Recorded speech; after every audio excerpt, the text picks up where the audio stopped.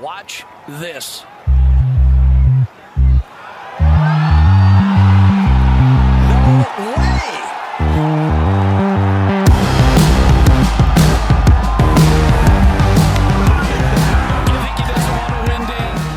Hello and welcome back to the Cookie Jar Golf Podcast. I am Tom Mills and today I'm joined by Bruce Fitzpatrick. Hello. And Sam Williams. Good evening, gentlemen. I was read out first then. It feels like quite a privilege. It feels like an employee of the month sort of thing that we seem to be doing inadvertently. To be fair, I just looked to see which one of you is doing something they shouldn't be. So you were taking a big old swig of water from the most expensive water bottle of all time. And I thought, I'll get him. I'll get him now. Where is your jar thermos, Bruce? Gone for the jugular. Well, the jar thermos is currently in the footwell, I think, of Sam Cooper, aka Links from the Roads van. He kindly gave me a lift down to the Open last week, and I misplaced it, so I had to get another water bottle at the Open, which I'm sure we'll maybe come on to. Not that it's a great highlight, but so for the benefit of the listeners, are you down at the Open, weren't you, for full weekend activities? Yeah, so I got down there late Thursday afternoon, or middle of Thursday afternoon. Caught Fleetwood and Rory, those groups that were going out later on, and then stayed down till Sunday. Left just as the leaders were going through 13, 14, just to avoid the traffic. It's an amazing, Royal St George's is an amazing open venue for watching when you're there, like walking around the land. They have so much land and the routing is such that you can really make your way around it very easily. And the hospitality in the tented village is great. The road network getting to the club is absolutely abysmal. It's just not designed for 35,000, let alone 100,000 or whatever the number is during a normal open week. It's just simply abhorrent to get to by road. Isn't that like a criteria for the RNA though? Like it literally needs to be the biggest ball leg to get to. If it's easy to get to, it doesn't go on the Open rota. No, not at all. No, Hoylakes dead easy. St Andrews pretty good. I imagine Birkdale's fairly straightforward too. But Sandwich is like a little medieval town. It's just it's just tough getting down there. So I was very grateful that Mr. Cooper gave me a lift down in the van. Of course, when you get there, it's brilliant. It is brilliant for watching an Open. It's just getting there is the issue. Little nugget for you though on infrastructure. Hoylake is actually, I think the RNA really like having it at Hoylake because they can actually get a lot of people into there. Now, I think Woods' win in 2000 at St Andrews was the most participated Open event. But I think off the records, Hoylake was when McIlroy won there. The most spectated, you mean? Yeah, most spectated, because they actually stopped selling tickets past a certain point. Because that's what the network around Hoylake's really good. But I think to the point, Tom, they're probably picking courses more based on their historical merit rather than necessarily the road transport. And that is a good thing. I'll sit back in my box. But how did it feel, Bruce, to be, what was the feeling, The Open was back. What was it like down there? Yeah, it was really, really cool. It just felt like things were getting back to normal. You got there and you had to show like a COVID, proof of vaccination or a lateral flow test on entry and also your ticket. So they, taking the precautions, and when you were going indoors, it was like masks on, but you didn't really need to do that because the vast majority of it was all outside with the hospitality and the tents and whatnot. But it was cool. Seeing like huge galleries back. I think the official number was like 32 or 35,000 tickets were sold. Official. Yeah. And I think apparently on a good year for the Open, they might get maybe 80,000 a day. Is it something like that? So, but it didn't feel, not that I've only been to 2 Open championships before and I was pretty young on both occasions. So I wasn't necessarily paying that much attention to it, but there was a real buzz. And it just felt like things were getting back to normal. Like you could tell that the pros really liked having the fans back. Watching live golf, it'd be interesting to get your take on it, because I think especially with the busy groups, like the kind of marquee pairings and the leaders on the final couple of days, it is very, very difficult. I mean, that's the nature of live golf. It's just difficult to walk and follow those groups hole by hole. You're almost better like parking up in a spot and just watching them come through if you want to get close to the action. But yeah, having not watched a live golf event for a number of years, it was awesome to go down and see it all. Yeah, the players were buzzing, weren't they? They were. You could tell they were really happy to see the crowds. And with hindsight, probably was the best thing to cancel it because it was a much better championship. Playing that in front of no spectators, it just wouldn't have the same buzz. It was really good to watch. It was. It didn't disappoint. I thought as well. It felt like it almost put to bed this kind of not quite hangover from sort of Curtis and Clark victory of St. George's produces quirky winners because it's a quirky golf course. When you looked at that leaderboard, I thought on the Sunday, it was like, yeah, these are the best players in the world, really. These are good major championship golfers. There weren't many kind of shock results there. Exactly, yeah. And I thought, I mean, the course looked cool, didn't it? And of course, looked really, really good. I know they were coming in for a bit of fire in terms of the stickiness, kind of early part of the week, but luckily we're in the midst of a massive heat wave in the UK, and I think that kind of got it burnt out a little bit by the back end of the weekend, which made it a little bit more exciting to watch. Yeah, I feel like obviously the sunshine, the weather we had was brilliant. It really did kind of add to this sort of feeling that postponing it was the right thing, and everyone was glad to be back, and the pros were really feeling like kind of honoured to play in front of fans again. And we had the glorious sunshine, 25-degree heat, but it would have been nice to have a bit more wind, I think. I mean, it's funny, you don't capture any of the commentary, any of the Sky stuff when you're there watching it. But I'd have been, I don't know what was the take. Do they not sell at like rugby events or football events? Sometimes they sell like headsets so you can listen to commentary. Do they sell that at the golf event? I think they might have done it for like 5 Live and a few of the others, and there was that stuff going around. I just had like the Open app on my phone, which is a pretty good app to be fair, so you could kind of see, and that was updated really, really quickly in terms of who was making moves on the leaderboard, the tee times, what groups were going to be coming through, because like the third hole, for example, the par 3, like 250, I wanted to watch some of the pros hit long lines, so I just parked up there on the Thursday and the Sunday, striping long lines. I was like, this would be a good hole. Yeah, I was like, this would be a good hole to watch, and it was interesting seeing how they played it. But yeah, like there was no commentary that I was really aware of, so I think apparently they kind of, there was a little bit of criticism, or maybe just some gentle ribbing about the pin placements on Saturday, because a few of the pins were quite filthy. Were they? Yeah. So I walked up to the 16th green, and I've looked at the pin there, which is towards the back, and thought that is absolutely nuts how close that is to the bunker. Like you could literally putt. It looked like if you putted the ball like a foot or two past the pin, you were just going straight in the bunker. But I think, didn't they? From memory, didn't DJ go in there? Did he? Well, you kind of had to put the pins there because obviously, it was such a. Louis set the 36-hole scoring record, didn't he, at the Open Championship? So I guess that was kind of something they had to do. But the course is amazing. There's obviously quite a few blind shots there, and they've got the heavily rumpled fairways, so it's not like the precision kind of just fly it and the ball will stop like the pros probably used to in America, or even at a course like Birkdale. But it was cool watching them play links golf. Like it was really cool seeing it up close. And as you say, produced a stacked leaderboard, didn't it? Which I think is always nice. Before we dive into the nitty gritty of all this stuff, we need to give a shout out to the official and unofficial of this week, which is just water. So Bruce has managed to be shafted for water, which is quite exceptional, really. Fill us in on this one, Bruce. So, yeah, as I mentioned at the beginning of the pod, left my cookie jar, 750ml bottle in Sam's van on the way down. And yeah, the RNA, I think a couple of years ago at Portrush, launched a very, very worthy initiative to just get rid of as much single-use plastic as possible. So they basically don't sell any 500ml or any kind of plastic water bottles at these events anymore. You just can't get it. And instead, there's like these little flasks, or the slightly more fancy blue ones, which have a bit of a coating and a kind of the open 149th at Royal St. George's that you can then go and fill it up at the stations. This is the one we've seen, like Rick Shields, stand in front of a water cooler, and a few others. And a few others. Paid partnership, I think. Yeah, exactly. Yeah, the MasterCard partnership, and everyone plays a part. So it's a nice synergy, isn't it, between the Open and the kind of historic nature of this event, and also spending money.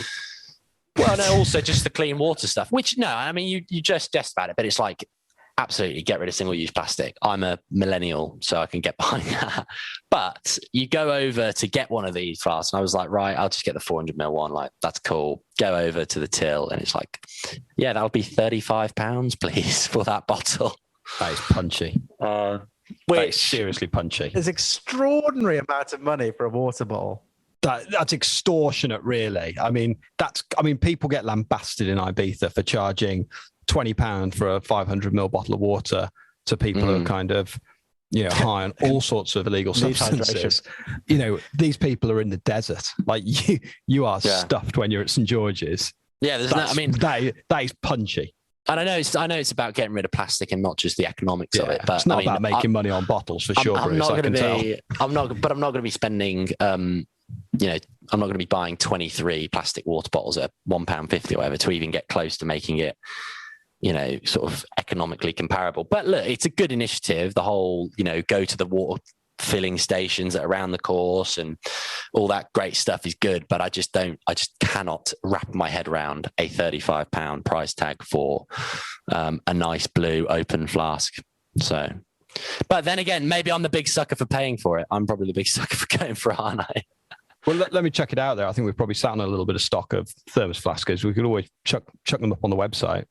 $34.99. And if anyone wants to get one of those, 750ml will hold a full bottle of rosé for those who are more inclined to taking on a non-soft drink out on the course with them. Tried and tested.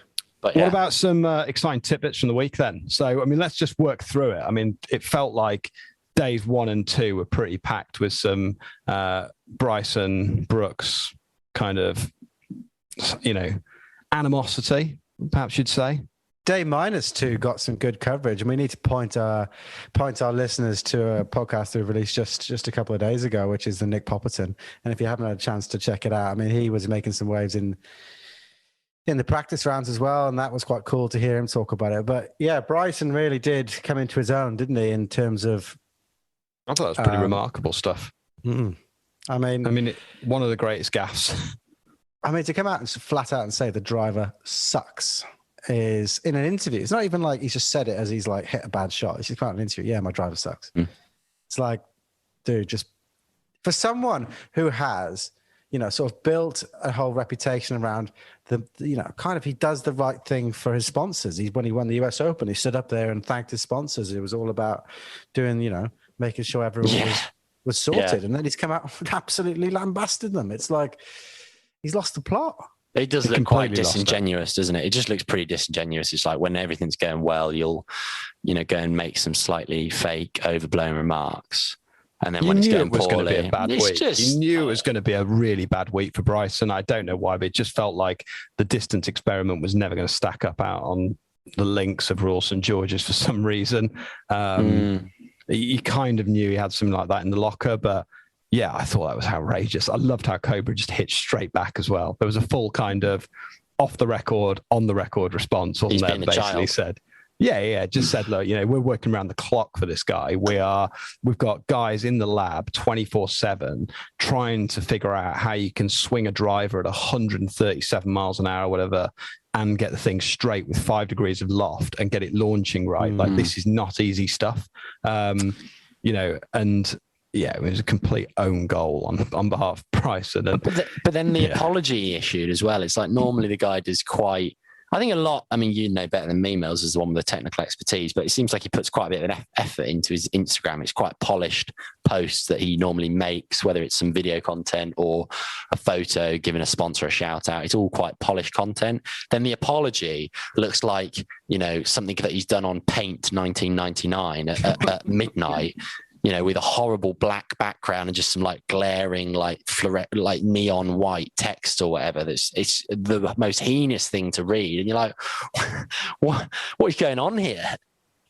Yeah, I just don't think, I mean, his whole thing, like Sam says, is like hit the ball as far as you can, low spin, knuckle balls, just smash the thing. I mean, the undulations at Royal St George's were never going to allow for that. It's like if it was firm and fast fairways, he was going to get kicked off the fairway pretty much every time that he spanked it down there because it's getting that much more run. It's coming in that much quicker. And he just didn't, he's got that power, yeah, but it doesn't mean you have to use it. Like he could have gone irons off every tee and played it more strategically, but he just kind of decided that he wanted to bully the course. And it was never going to work. It's actually quite tight off the tee. Like just walking around, I was like, yeah, this is quite a tight golf course. Particularly when there's some of the par fours there that I know it's running, but there's like a few par fours that are up around the 500 mark. Like the 15th, I think, is over 500 yards. The 4th is like 490 odd. And they're not wide fairways. And I mean, a friend of mine watched him hit a driver, a few drivers just binned them like 60 yards offline in the practice round. It's like, yeah, that is just not going to get the job done this week. What about the rest of the tournament then? So I think going into the week, let's just examine our picks, shall we? If we can remember the picks. I think Sink had a pretty good start. He was my kind of outsider. Crumbled away. I don't know whether we sort of withered in the heat there or whatnot, but it was always a shot 7 over, didn't he? Yeah, he didn't have a good second day at all, did he? So that was disappointing. Who else was on the pick list? Patrick Cantlay, I picked. Just really weird he's actually quite a big bloke in person. Didn't realize that. I was quite, not to just keep going on about what it was like seeing this in person. I will get off my bloody. But no, I thought it was interesting looking at some of the pros who you obviously see on TV and then you see them in person, you're like, oh, they're a little bit, shorter or taller than what I was expecting. Patrick Cantlay is a bit of a unit, and watched him snot a drive down 18 thinking he looks like he's playing quite well, and then got in and saw he was 4 over. So that was a bit of a shame, but yeah. My short odds was Justin Thomas, and he was tied 40th. Which I don't think our picks did great, but then when have they ever done great? I mean, let's face it. I mean, people like Matt Fitzpatrick have played pretty steady all week. He's just, it's just a couple of. I mean, it's really the front nine that's destroyed Matt Fitzpatrick last week. I did pick Louis. Yeah, so can we just talk about this? Because I seem to remember vividly when we had this podcast last time, you said, I don't want to hear this statement, always a bridesmaid, never a bride. Yeah, I hate it. I can't help but say in the last 4 majors, he's finished 3rd, 2nd, T2, and I think T2 again, as T3 or whatever. This one. There's got to be some legitimacy in the statement now. Tom, you seem like you're impartial. I just don't like the metaphor. I just don't like that. I think it's horrible. Sorry to roll it out, boys, but it's a regression to the mean, isn't it? No, I was going to say that, actually. I totally agree. He's gone lights out, not average, but I think 1 under or something. And then someone's always going to go low on final day of a major. Like, it's just, there's always somebody. It depends where they are in the field, doesn't it? Like, if Morikawa happened to be 7 back, then it wouldn't have been an issue, but... A one-shot lead is just really nothing, is it? I mean, he's a 66 is going to get it done. Exceptional golfer, and I don't like there was the bridesmaid thing, but at the moment, I mean, you could look at it like he is probably the most consistent major performer of 2021 by a country mile. Well, he is, no doubt, no doubt. In that way, you could say he's just proving that he's proving his excellence. And it just hasn't really got it over the line. Despite all the joking, I was definitely rooting for Louis. Do you remember the year a few years ago when Ricky Fowler, you totaled up his 4 majors for the year, and he was like head and shoulders clear of everyone, I think, for that year. 2014.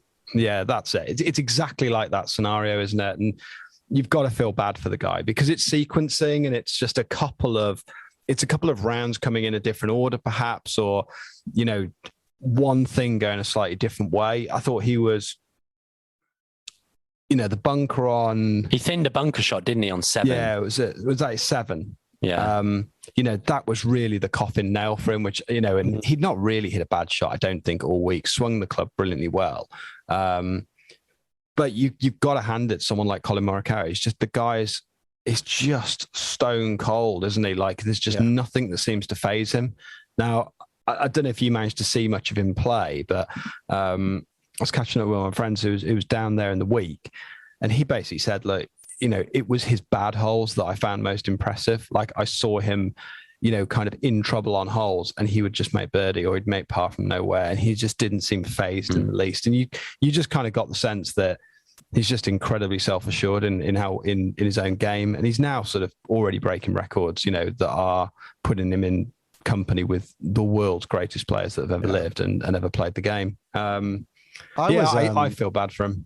I was in Wales watching it, and I was with my father. It was not a huge golfer, and as we were coming down sort of 17, 18, I turned to him, I was like, this needs a Van der Velde moment, but you just can't see it ever happening with Morikawa. Like it just does not look like it's in the locker whatsoever. Like there's no bad decisions. There's bad shots, but there's no bad decisions. So it's like, yeah. Would you, you know, without sort of kind of back to your sort of experience on the ground, Bruce, but do you think there was a massive premium on decision making out there versus other majors or other tournaments, perhaps at St George's? You kind of, I mean, was it 14 Suez? Yeah. That's, you know, key hole around the way they were deciding to play it. I thought particularly off the tee. So I didn't, this is a general point, because I didn't watch them. I wasn't out there live, like watching them on 14. I was leaving just as and we didn't quite pick up the radio coverage. So on 5 Live or whatever it was. And to make just a general point, the thing that stood out to me watching quite a few groups go through holes like, you know, 6 and 7 and then 3 and 2, which I also mentioned, like there's some spots there where you could kind of catch the approach to one green and the tee shot on another hole. What stood out was just like some pros, like the attitude was just terrible compared to others like Morikawa and even Oosthuizen, who were just pretty unfazed by a lot of it. And the few shots that I did see those guys hit, they just didn't really show that much of a kind of reaction one way or the other. They literally just kind of seemed to be in their own little bubble, and there'd be huge like rounds of applause when they'd come to each tee box or come to the green. And they just like quietly acknowledge it. There was never a huge amount of kind of engagement with the crowd one way or the other. They were just kind of quietly going about their business. And like the third, for example, like neither of them really took on the pin there. They both just kind of played a club that they knew wouldn't go long, and I think they both just finished short left and chipped up, made their pars. But like as you say, the decision making, like the composure, those seem to be the things that are really important in golf anyway, but obviously particularly so with the stress of a major championship. There's a few other observations from the week as well. I mean, you didn't see much of this in terms of coverage, but I turned the Twitter account on to keep an alert on Justin Ray's tweet notifications. One of the best Twitter accounts out there, without question, for tracking major championships, filled with nuggets.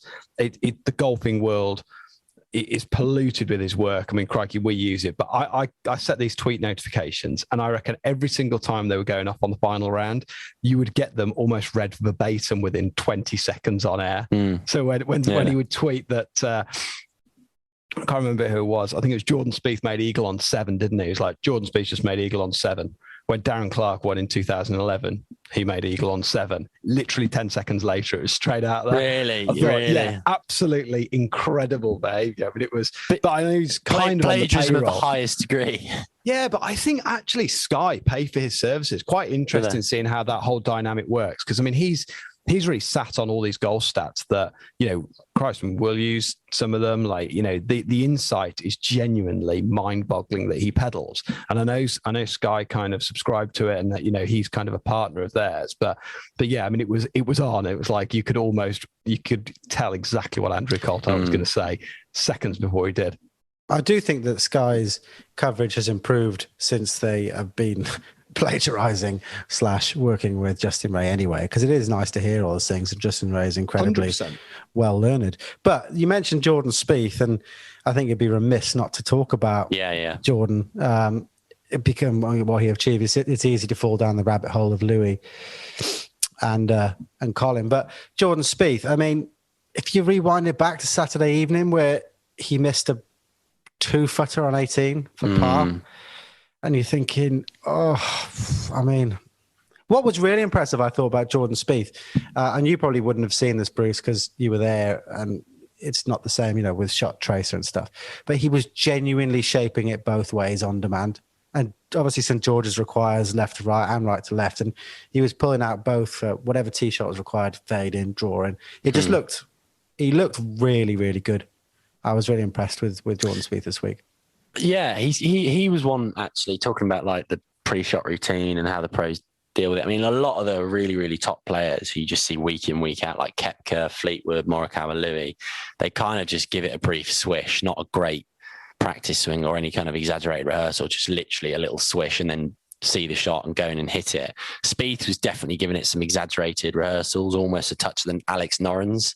I'm not sure if you saw that on the not that move, but it was something like, you know, very, very exaggerated kind of swinging left and across it. I don't know if you saw that on the coverage, but yeah, he's a funny one, isn't he? Because he can I got the impression like he can light up a card with birdies and eagles better than anyone in the game and just pour in putts that he has no business pouring in. And obviously, you know, he ended up finishing solo second there.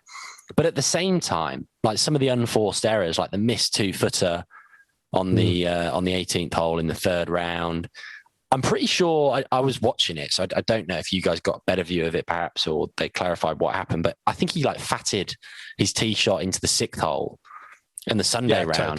Totally. It's like 180. It's like a 180-yard shot, and he must have had a 40-yard bunker shot there. Yeah, he did. Yeah, it was a complete. I mean, it was big ball before the small ball.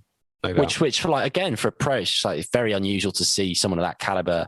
And so I think he's just got bigger swings. Really, he's got he's still got some loose shots in there that are more costly than perhaps your average pro. But at the same time, like his brilliance and his good is just so much better than. He's just so exciting to watch, isn't he? Like, you know, you look at his card, they're all in the 60s. He's lighting up with birdies. Like you say, there are unforced errors. And in some ways, I think that's why it makes him so endearing to watch. Like, he's without doubt the most exciting player when he's playing his best to watch, because you just think anything could go in the hole. A bit of an interesting one. I watched, you know, a lot of it this weekend. I've watched a lot of Jordan Spieth this year in terms of climbing back up to kind of, you know, really. I mean, he's playing some of the best golf out there now. And 12 months ago, the guy didn't look like he was going to make a cut. I'm convinced he gets more than his fair share of rubber the green. I'm convinced he gets really good breaks. So you can't quantify it. And that's why Justin Ray will never put anything in his stat pack about it. But you watch Jordan, you just think he just gets good breaks. Like the sun shines on the righteous of this stuff. You think he's strokes gained luck? You think he's top of strokes gained luck? It's huge in an event like that. But he does seem to get a few breaks, and you're like, he just gets out of jail, doesn't he? Like this is confirmation bias of the highest order, isn't it? Or sorry, there's a recency bias here. Didn't his tee shot on 18 like miss a bunker by 6 inches? There's a lot of things. Yeah, that's just recency bias there. Though it's like, oh yeah, he got lucky with his tee shot. I would be really interested to know what our listeners' take on this is, and whether it's something that I've just dreamt up. But I'm pretty sure that he gets his own kind of fair share of rubber the green. But yeah, I mean, it's been so good watching his kind of return to this level kind of continue. And you know, again, it was exciting, wasn't it? It was almost a shame. It was like Morikawa was just kind of one notch too good. And if he could just taper that off a touch, I think we'd have had a really interesting final day. If he could have just played it like a 9 or a 9.5, we'd have had probably one of the greatest Sundays in Open Championship golf. It was golf. exciting though, was it not? I mean, it was good, but it was always felt like it was a clinician doing his job. You know, he was just like... He only won by 2 though, didn't he? He only won by 2. Yeah, but I reckon through 16, it was like, can't see this happening now. Like it's almost impossible for Colin to lose. And I think you want to still be guessing who's going to win on the 18th. I'm sure Colin doesn't give 2 shits about what I feel about exciting golf, but you know, as a fan, you want to be like have skin in the game right to the 18th, don't you? But it was an outstanding display of golf.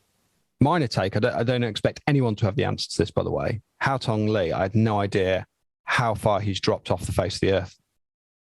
His golf is apparently near enough. Like, he's not made a cut, mate, for months. Where's this come from?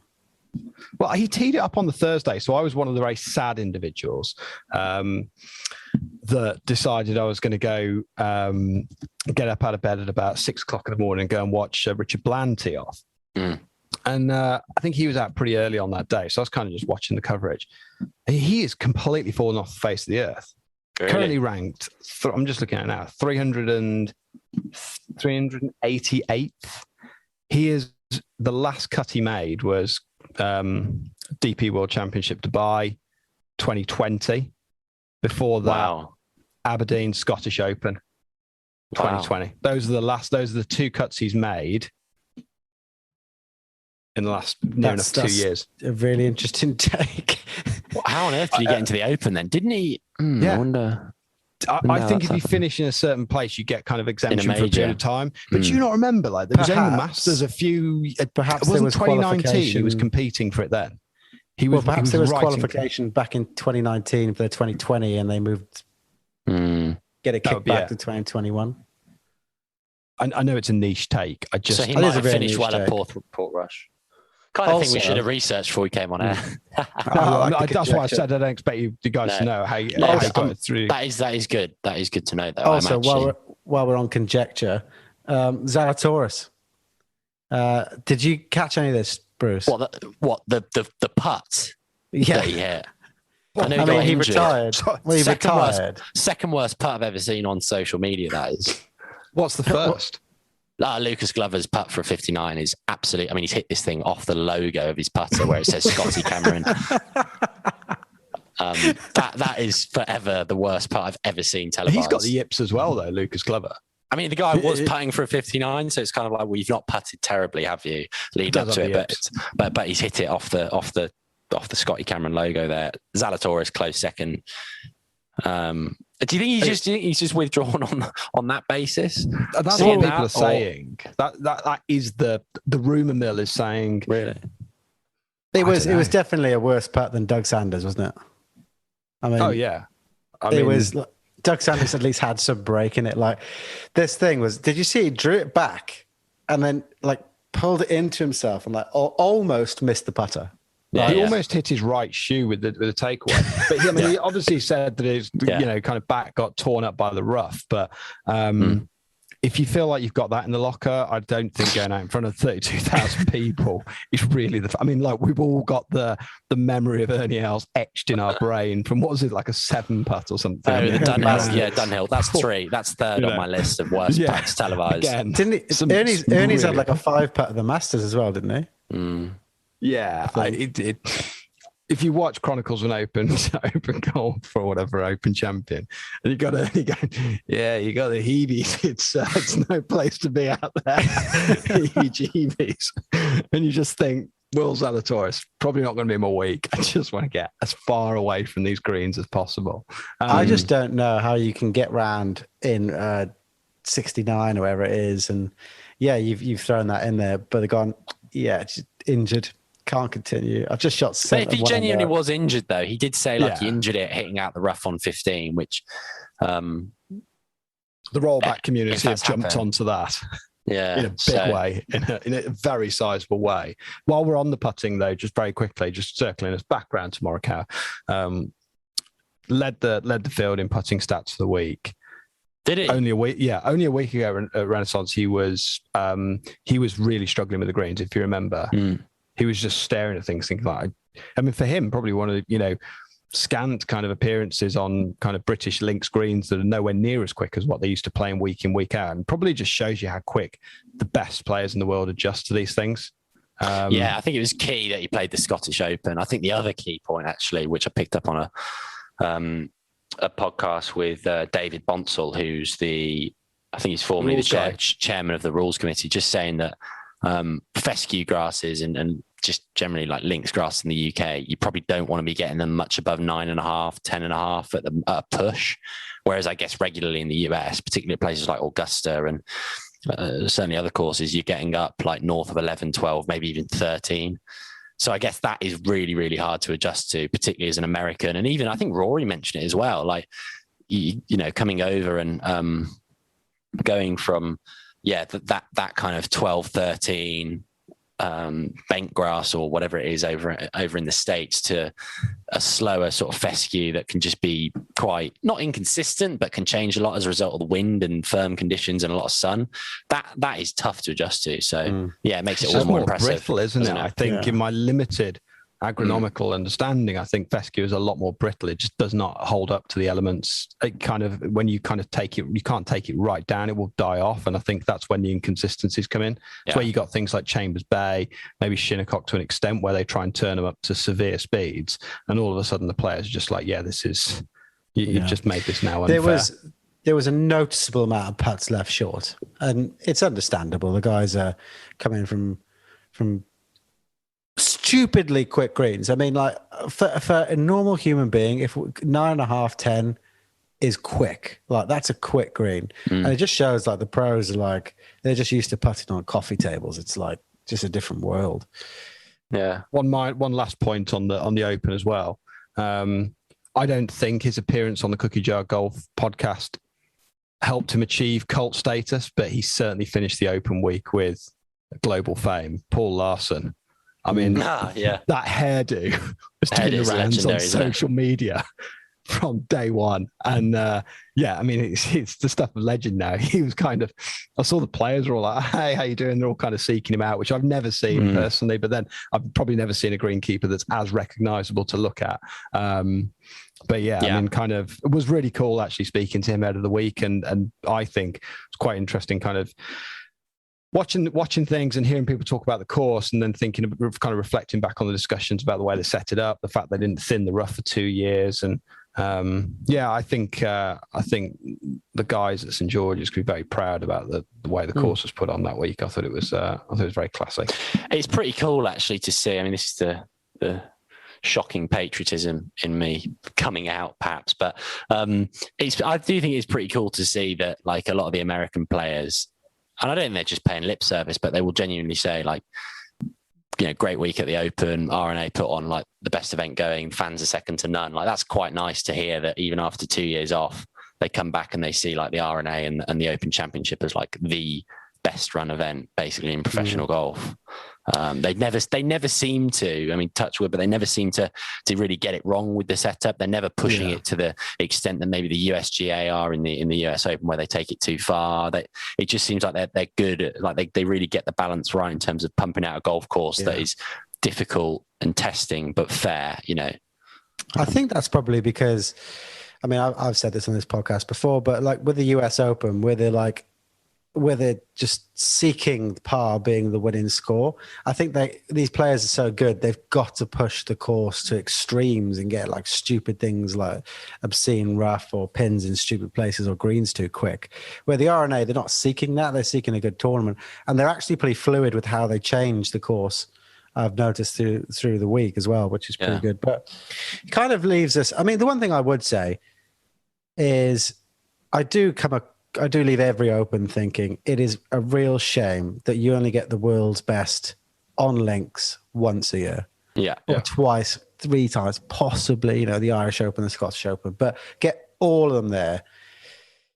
I'd like to see more of it. I get bored of you know, run-of-the-mill PGA events on, you know, verdant greens and just like water hazards. And you'd like to see a bit more links golf on the main rotor, but I mean, same would extend to it, just more variety. I think that's why it's just, you know, we talk about it all the time, don't we? And it becomes a bit of a soundtrack to the pod when we talk about the tour. We think, oh, what do you think of the course? You know, and it's really hard because most of the time we're talking about an American overwatered course that we've never played and probably never will play, but it is a bit of a spectacle. And, you know, we're kind of big fans of courses, aren't we? And I kind of see golf courses sometimes, you know, really is the star of the show of the sport. And it would be nice to see things in, you know, Melbourne Sandbelt or just kind of different places that you don't see events played out on a regular basis. And, you know, whether that's a links, you know, do you have to sort of try and shoehorn in another championship, kind of like a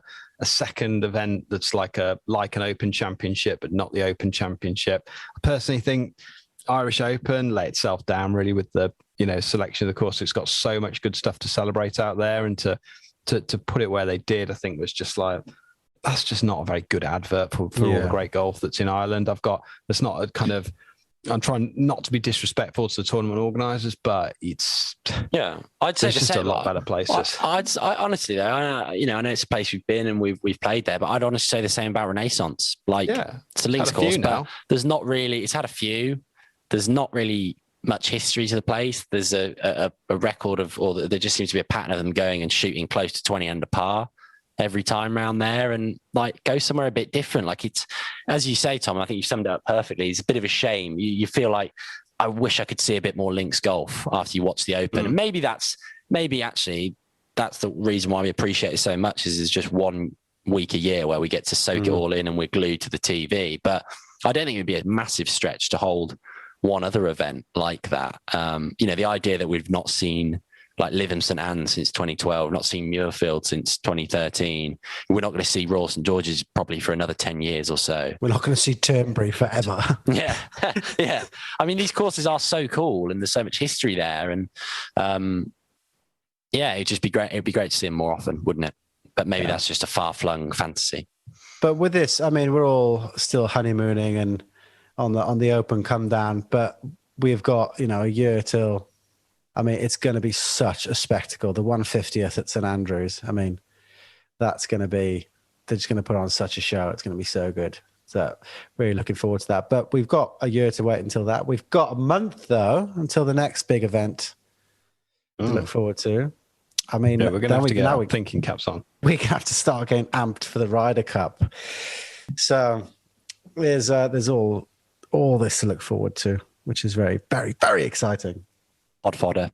I think that's kind of all for today, isn't it, gents? We're sat here podding. It's about 35 degrees. There's not a single drop of air conditioning in the UK.